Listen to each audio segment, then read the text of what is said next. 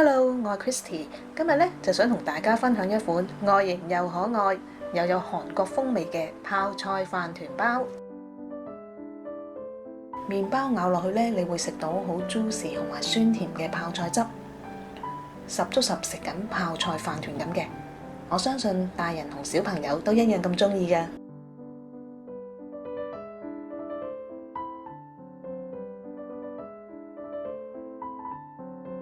第一個步驟咧，我哋就做咗麵包個麵團先，等佢發酵嘅時間，我哋可以做其他嘢。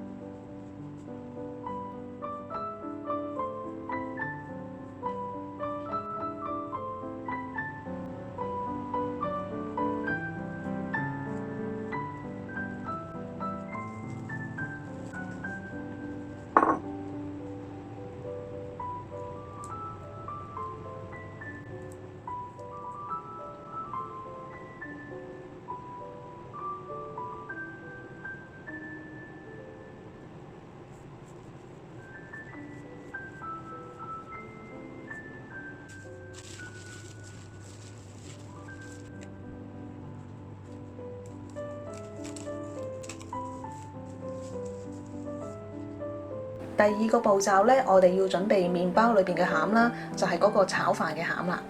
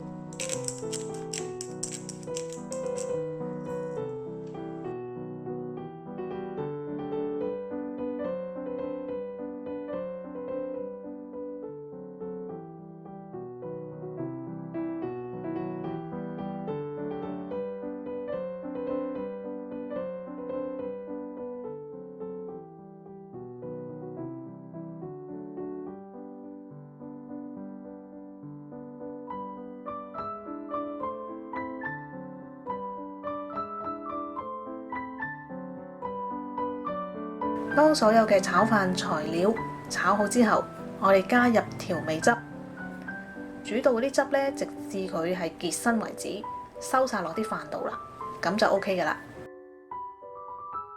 第三個步驟咧就係麵包造型啦。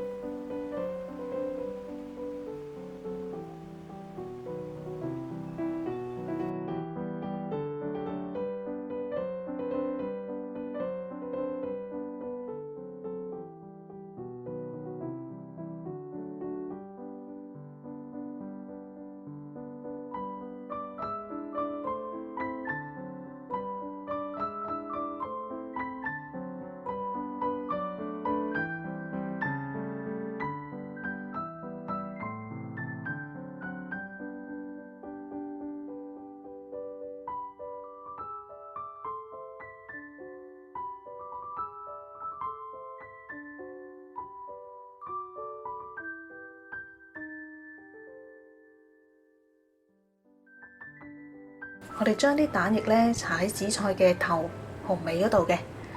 大家記住黐落去嘅時候咧，要預留返啲空間，俾個麵包喺焗嘅時候膨脹嘅。